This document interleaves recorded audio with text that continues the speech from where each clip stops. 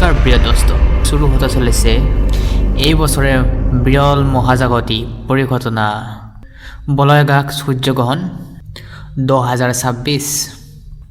বন্ধুরা, সূর্যগ্রহণ খালি আকাশে অপূর্ব দৃশ্যই নয়, এটি আমাদের জীবনের বড় সমস্যা, নেগেটিভ পজিটিভ দুইটাই প্রভাব পড়ে।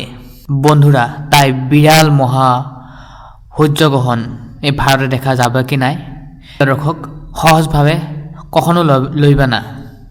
জ্যোতিৰ্বিজ্ঞানে জানাইছে চন্দ্ৰগ্ৰহণ আৰু সূৰ্যগ্ৰহণ বছৰে 4টা থাকে, 2টা সূৰ্যগ্ৰহণ আৰু 2টা চন্দ্ৰগ্ৰহণ। সেয়ে প্ৰথমটো সূর্যগ্রহণ হতে চলেছে এই বছরে। সঠিক সময় তারিখ সব আপনারা বলবো। তাই প্রিয় দর্শক, আশা করি ভিডিওটা ফার্স্ট থেকে লাস্ট পর্যন্ত দেখুন। তাই ভিডিওটা পলম নকৰি আজকে ভিডিওটা শুরু করে। এই গ্রহণ লাগা থাকা সময় বিশেষ করে গর্ভবতী মহিলা খুব সাবধান থাকতে হবে। গ্রহণ চলাকালে গর্ভবতী মায়েরা খুব সাবধান থাকতে হবে। গ্রহণ চলাকালে চুল, দাড়ি, নখ কাটা অশুভ মনা যায়। গ্রহণ লাগার সময় মন্দিরের দরজার বন্ধ করা হয়। এই সূর্যগ্রহণ প্রথম হতে চলেছে 17 ফেব্রুয়ারি তারিখ হতে চলেছে। গ্রহণের সময় শুভ কাজ, শুভ মাঙ্গলিক ঘরের বাড়িতে কাজ করার থেকে বিরত থাকো। গ্রহণ লাগার সময় দান দক্ষিণা করাটা খুব শুভ মাহাত্ম্য মানা যায়।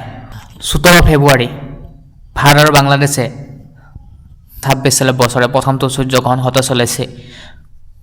বলয়গাত সূর্যগ্রহণ হতে চলেছে ভাৰতবৰ্ষৰ সময় 100%।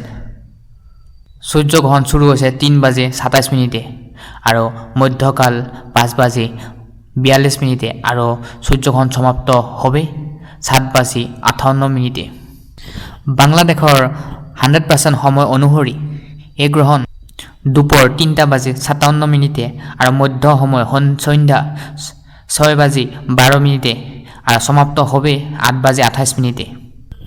প্রিয় দর্শক, আশা করি আপনার খবরটা পায় খুব আনন্দিত হয়েছে। তাহলে ভিডিওটা ভালো লাগলে লাইক করবেন। আমার ভিডিওর প্রথম ভিডিও এটা। তাহলে প্রিয় দর্শক, আশা করি আজকে এই ভিডিও থেকে আমরা বিদায় লইছি। এখন নেক্সট ভিডিও আপনারা সবাই লগ পাবো। তাহলে আজকে এই ভিডিওটা থেকে বিদায় লইছি।